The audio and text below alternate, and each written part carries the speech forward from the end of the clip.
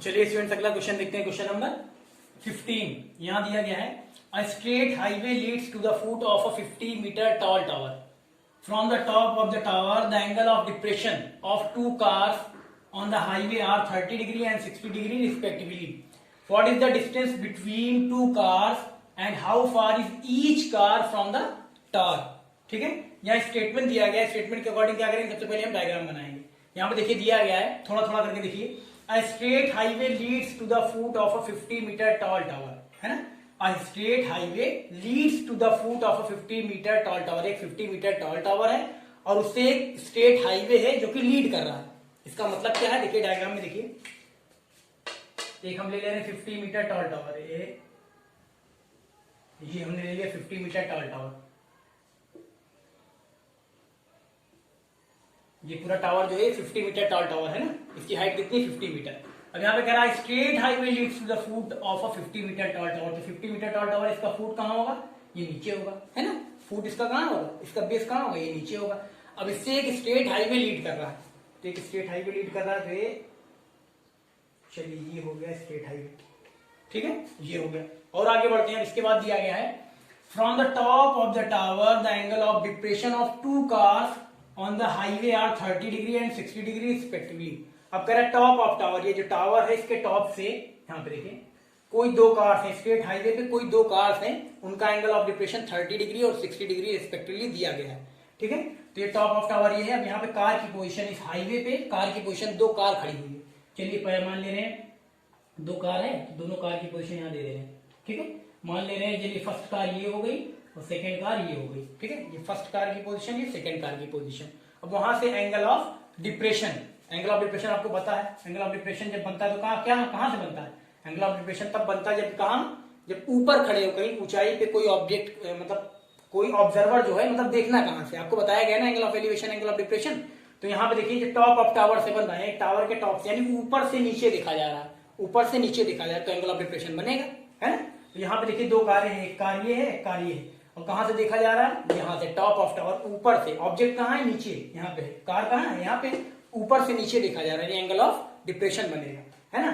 अब इसकी पोजीशन भी हम आपको दिखा दे रहे हैं, देखिए ऊपर से नीचे देखा जा रहा है, इसको हम आपको बता दे रहे हैं, ऊपर से नीचे देखा जा रहा है। ये बनी लाइन ऑफ साइट और एक दूसरी कार है, ये बनी लाइन ऑफ साइट, लेकिन यहाँ पे एंगल ऑफ डिप्रेशन है ना, तो एंगल ऑफ डिप्रेशन के लिए क्या करते हैं, हॉरिजॉन्टल लाइन खींचते हैं, जहां पे ऑब्जर्वर की आंख होती है, जहां से देखा जाता है, तो ऊपर से देखा जा रहा है, तो हॉरिजॉन्टल लाइन ये हमने खींच दी, ठीक है, ये हॉरिजॉन्टल लाइन खींच दी।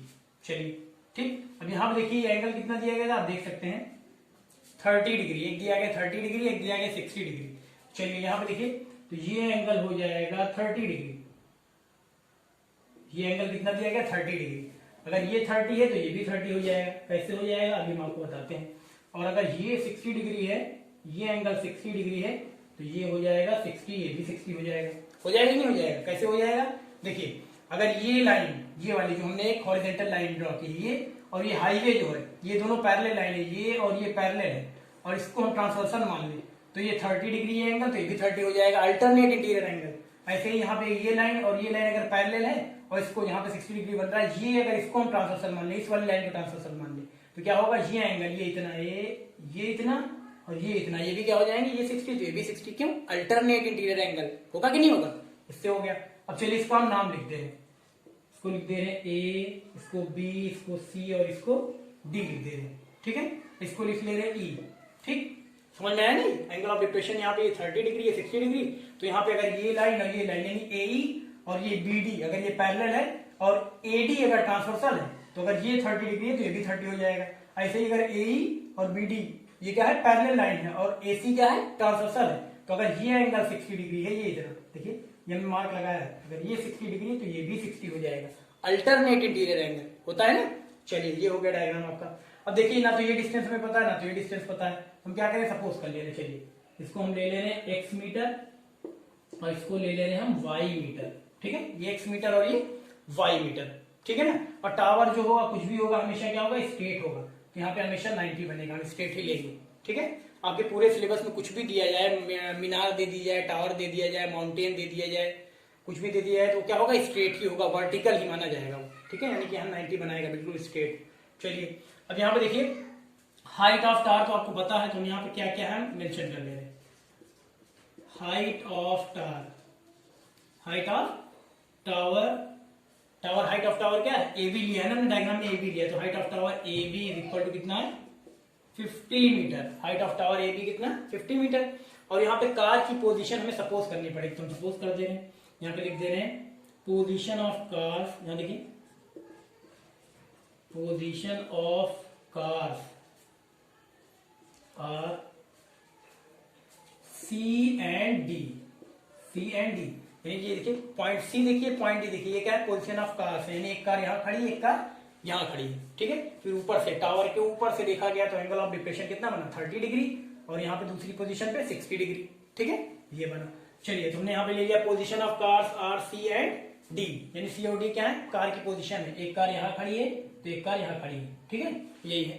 अब चलिए यहाँ पे हम क्या करते हैं, देखिए और आपको ये भी पता है ये डिस्टेंस एक्स है, ये डिस्टेंस वाई है, तो पूरी डिस्टेंस अगर यहाँ पे हम BD की बात करें या DB डिस्टेंस की बात करें तो ये क्या हो जाएगी, ये हो जाएगी x प्लस वाई मीटर, हो जाएगी नहीं हो जाएगी, हाँ है ना, x प्लस वाई मीटर हो जाएगी।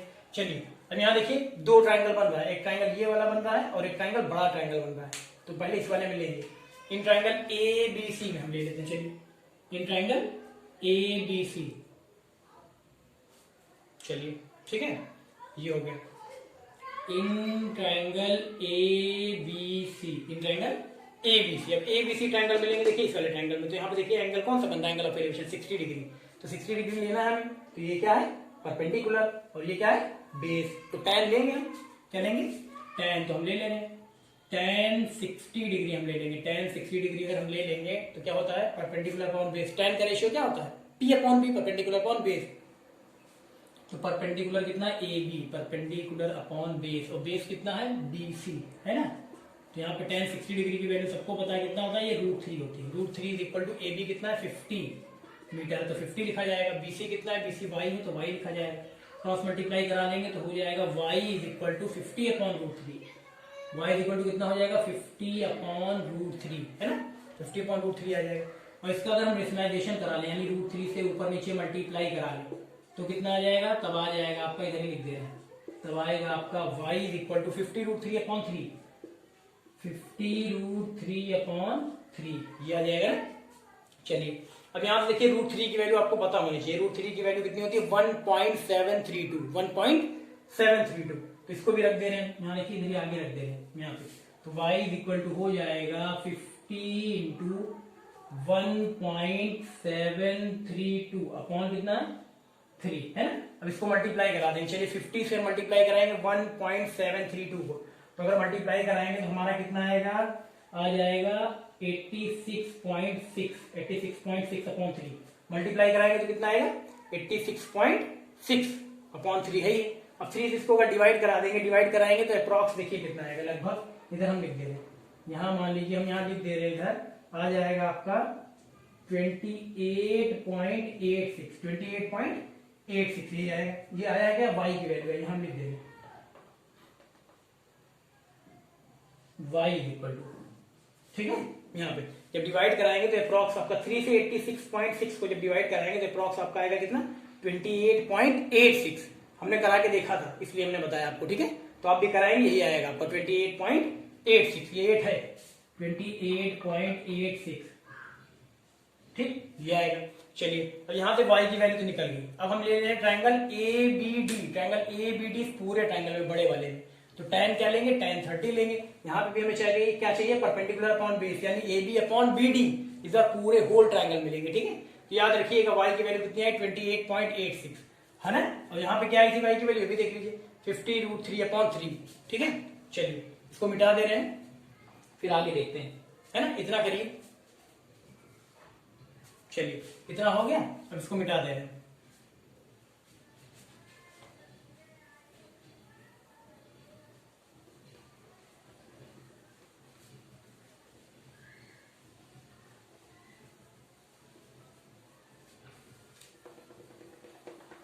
इतना करने के बाद हम ट्राइंगल लेंगे ABD में, इन ट्राइंगल ABD, चलिए पूरे ट्राइंगल में लेते हैं बड़े वाले में, इन ट्राइंगल ABD, ठीक है, चलिए ABD कंप्लीट ट्राइंगल जो बड़ा वाला इसमें लेते हैं, तो यहाँ पे क्या है एंगल ऑफ एलिवेशन 30 डिग्री है, तो tan ही लेंगे, क्यों tan लेंगे? क्योंकि यहाँ पे देखिए परपेंडिकुलर अपॉन बेस चाहिए हमें, तो परपेंडिकुलर अपॉन बेस किसका होता है? tan का होता है, तो tan लेंगे। परपेंडिकुलर अपॉन बेस, तो चलिए परपेंडिकुलर कितना है? AB है भाई आपका। और बेस इस बार क्या है? बेस पूरा आपका BD इस बार पूरा लिया जा रहा है, BD। tan 30 की वैल्यू क्या होती है? 30 डिग्री की होती है 1/√3। और AB तो वही आपका कितना है? 50। और BD कितना है इस बार? BD पूरी लेंथ है x प्लस वाई। पूरी लेंथ क्या है? x plus y. अब इसको क्रॉस मल्टीप्लाई करा देंगे तो आपका आ जाएगा x plus y is equal to 50√3। x plus y is equal to 50√3। तो यहाँ पे देखिए y की वैल्यू कितनी है? लास्ट में y की वैल्यू डेसिमल में जो हमने निकाल दी 28.86 आई, 28.86। तो यहाँ पे देखिए √3 है, तो हम y की वैल्यू यहाँ रख दे, डेसिमल वाली ना रख के ये वाली रख देने, है ना? क्यों? क्योंकि ताकि कैलकुलेशन थोड़ा सा इजी हो जाए, है ना? ये भी y की वैल्यू ये भी रखेंगे तब भी आएगा, ये वाली रख देंगे थोड़ा सा इजी हो जाए, क्योंकि √3 यहाँ पहले से, तो y की वैल्यू ये वाली रखने, ये वाली ना रख के, ठीक है? वो भी रख सकते हैं, लेकिन इससे क्या होगा? कैलकुलेशन इजी हो जाएगा। चलिए ये वाली रख दे रहे हैं। तो यहाँ पे y की वैल्यू हम रखेंगे कितनी? 50√3/3। 50√3/3, ये हो गया 50√3/3 y की वैल्यू।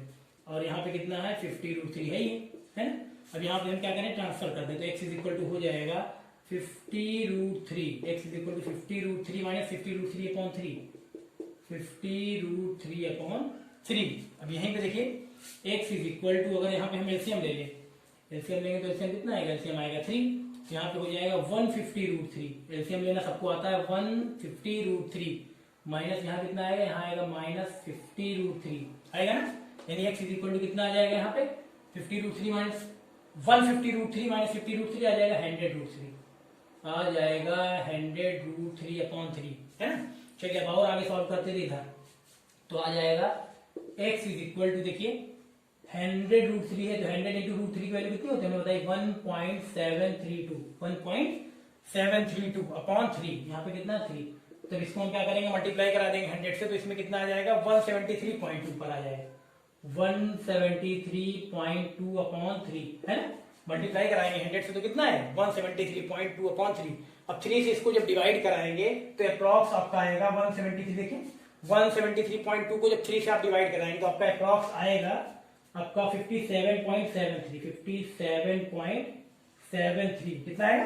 57.73, ये अप्रॉक्स आएगा। आप करके देखेंगे इतना ही आएगा अप्रॉक्स, ठीक है? हाँ, हमने करके देखा था इसलिए हमने डायरेक्ट लिख दिया, इतना ही आएगा। आप भी निकालेंगे यही आएगा। चलिए यहाँ पे आपने क्या किया? x की वैल्यू भी निकाल दी।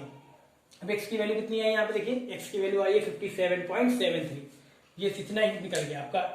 ये हम देख ले रहे हैं, y की वैल्यू ये निकाली आपने और x की वैल्यू ये निकाली, ठीक है? चलिए अब हमें पूछ क्या रहा है? सारी चीजें हम क्लियर कर दे रहे हैं। हमसे पूछ रहा है what is the distance between two cars and how far is each car from the tower. हमसे पूछ रहा है कि जो दोनों कारें उनके बीच की डिस्टेंस कितनी है। तो कार की पोजीशन क्या ली थी हमने? एक कार यहाँ थी C वाले पोजीशन पे, एक कार कहाँ थी? D वाले पोजीशन पे, यानी इन दोनों कार के बीच की डिस्टेंस यानी क्या है? x क्या निकाला? 57.73, यानी कि दोनों कार के बीच की डिस्टेंस कितनी आएगी? 57.73 मीटर। और क्या पूछ रहा है? उसके बाद पूछ रहा है and how far is each car from the tower. तो बाकी दोनों कार, ये वाली पहली वाली कार और दूसरी वाली कार, इस टावर से AB से कितने डिस्टेंस पे है? तो पहली कार जो है y मीटर, ये टावर है ना AB, तो पहली कार की पोजीशन ये है C, तो ये कितने डिस्टेंस पे? y मीटर की डिस्टेंस पे, यानी कि 28.86 मीटर की डिस्टेंस पे पहली कार। और दूसरी कार की डिस्टेंस कितनी है टावर से? ये है, ये D वाली, तो ये डिस्टेंस टावर ये है AB, तो यहाँ से लेके यहाँ तक की डिस्टेंस, यानी टावर से दूसरी वाली कार जो है इसकी डिस्टेंस कितनी? ये पूरी डिस्टेंस होगी, यानी BD यानी x प्लस वाई यानी x और y की वैल्यू जोड़ देंगे तो दूसरी कार की डिस्टेंस निकल आएगी टावर से, है ना? ये निकालना है। चलिए लिख दे रहे हैं, इसको मिटा दे भाई। वैल्यू देखे रहिए x और y की वैल्यू क्या आई है।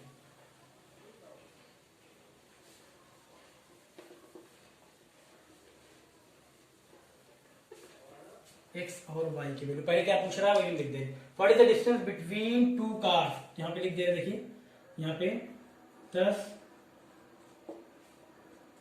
डिस्टेंस बिटवीन, ऐसे लिख दे रहे, देखिए distance between two cars, distance between two cars, दो कार्स के बीच की डिस्टेंस ये है, एक कार ये है, एक कार ये है, इनके बीच की डिस्टेंस क्या हमने सपोज की थी? x metre. The distance between two cars x metre है। x की वैल्यू कितनी निकाली? 57.73 है, 57.73 मीटर, ये आ गई, ठीक है? चलिए और इसके बाद चलते हैं, फिर है हमें निकालेंगे, हम क्या पूछ रहा था? ये and how far is each car from the tower. Distance of first car from tower, distance of first car from tower, distance of first car from tower. तो distance of first car from tower क्या है, ये tower है और first car ये, इनकी distance कितनी y metre, यानी y वाला होगा। तो y मीटर कितना आ गया, y कितना है 28.86 मीटर, 28.86 मीटर ये फर्स्ट कार की डिस्टेंस आ गई टावर से। फिर लिखेंगे हम distance of second car, distance of second car from tower, distance of second car from tower. Second car की डिस्टेंस, ये टावर ये, सेकेंड कार ये, तो distance of second car from tower कितनी हो जाएगी, पूरी डिस्टेंस यानी x plus y metre, x plus y metre. तो x कितना आया था 57.73, 57.73 प्लस 28.86, 28.86 दोनों को ऐड कर देंगे, चलिए ऐड करते हैं। यहाँ आ जाएगा 639 हो जाएगा, 8 7 15 का 5 कैरी आई 1, 15 और 16 का 6 कैरी आई 1, 3 2 5 और 2 7 1 8, यानी आ जाएगा 86.59, 86.59 मीटर। ठीक है, तो देखिए जितनी चीजें पूछ रहा था आपने निकाल दिया। Distance between two cars, distance between two cars ये आ गई, और distance of first car from tower ये आ गया, distance of second car from tower ये आ गया। ठीक है, तीन चीजें पूछ रहा था, तीनों आपने निकाल दिया। सबसे जरूरी चीज क्या है, स्टेटमेंट पढ़ के डायग्राम बनाना। अगर डायग्राम आपने सही बना लिया, क्वेश्चन बिल्कुल इजी है, ऐसे tan लेके जैसे जहां पे होगा रेशियो के अकॉर्डिंग, है ना। परपेंडिकुलर अपॉन बेस चाहिए था तो tan ले लिया, ज्यादातर tan ही लिया जाता है, क्योंकि ज्यादातर रिलेशन जो है राइट एंगल ट्रायंगल में यही मिलेगा आपको, परपेंडिकुलर अपॉन बेस का। ठीक है, तो डायग्राम सबसे मेन है, स्टेटमेंट पढ़िए, सही डायग्राम बनाइए, क्वेश्चन लग जाएगा। कर लीजिए।